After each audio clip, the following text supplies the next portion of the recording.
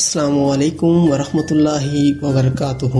عزیز دوستو، آج میں آپ کو پاکستان کے مشہور اور سب سے بڑے شہر کراچی کے بارے میں کچھ بتانے جا رہا ہوں کہ یہ شہر کب بنا اور کیسے معرض وجود میں آیا۔ امید کرتا ہوں کہ آپ کو میری یہ ویڈیو بھی پسند آئی۔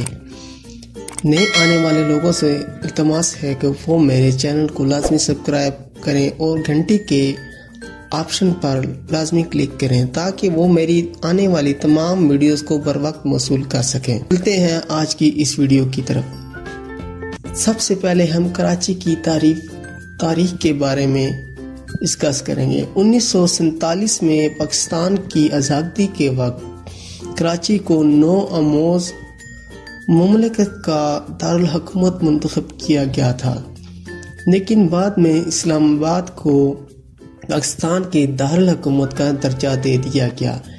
کراچی کی تاریخ یونان اور عرب کے دور سے شروع ہوئی۔ عربی اس علاقہ کو بندرگاہ دیبل کے نام سے جانتے تھے، جہاں سے محمد بن قاسم نے 1712 عیسوی میں اپنی فتوحات کا آغاز کیا۔ برطانوی تاریخ دان ایلیٹ کے مطابق کراچی کے چند علاقے اور جزیرہ منوڑا دیبل میں شامل تھے۔ 1772 عیسوی میں گاؤں کولاچی جو گھوٹ کو مسقط اور بحرین کے ساتھ تجارت کرنے کی بندرگاہ منتخب کیا گیا۔ اس کی وجہ سے یہ گاؤں تجارتی مراکز میں تبدیل ہونا شروع ہو گیا۔ 1775 عیسوی تک کراچی خان قلات کی مملکت کا حصہ تھا۔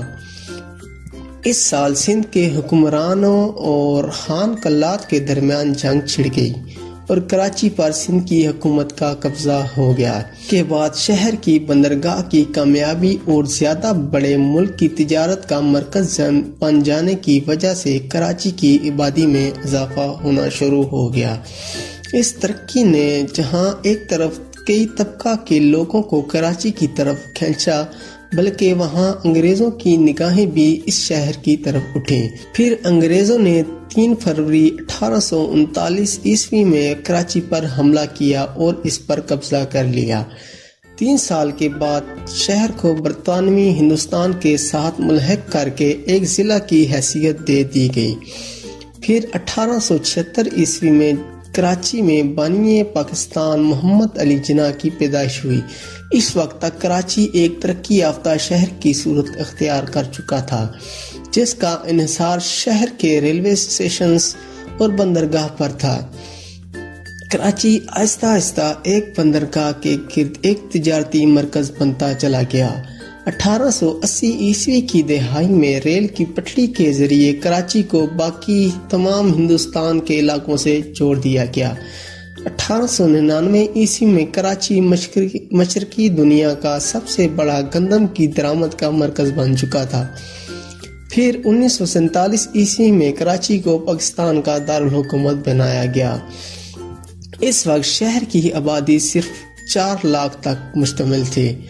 اپنی نئی حیثیت کی وجہ سے شہر کی آبادی میں کافی تیزی سے اضافہ ہوا اور شہر اپنے سارے خطے کا مرکز بننا شروع ہو گیا۔ 1947 عیسوی سے 1953 عیسوی تک کراچی پاکستان کا دارالحکومت رہا۔ پھر کراچی کی بہت تیزی سے بڑھتی اور معاشیات کی وجہ سے دارالحکومت کو کسی دوسرے شہر میں منتقل کرنے 1958 عیسوی میں اس وقت کے صدر ایوب خان نے راولپنڈی کے قریب ایک جگہ اسلام آباد پر ترقیاتی کاموں کا آغاز کر دیا۔ آخر کار 1968 عیسوی میں دارالحکومت کو اسلام آباد منتقل کر دیا گیا۔ کراچی پاکستان کا اب بھی سب سے بڑا شہر اور معروف صنعتی اور تجارتی مرکز ہے۔ کراچی 1980 عیسوی اور 1990 عیسوی کی دہائیوں میں تشدد، سیاسی اور سماجی ہنگامہ آرائی اور دہشت گردی کا شکار بنا رہا۔ موجودہ دہائی میں کراچی میں امن و امان کی صورت کچھ بہتر ہوئی ہے۔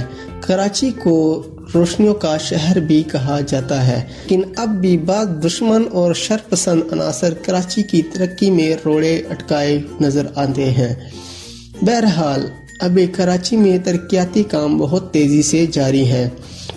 اور اس کے ساتھ ساتھ کراچی ایک عالمی مرکز کی شکل میں بھی سامنے آ رہا ہے۔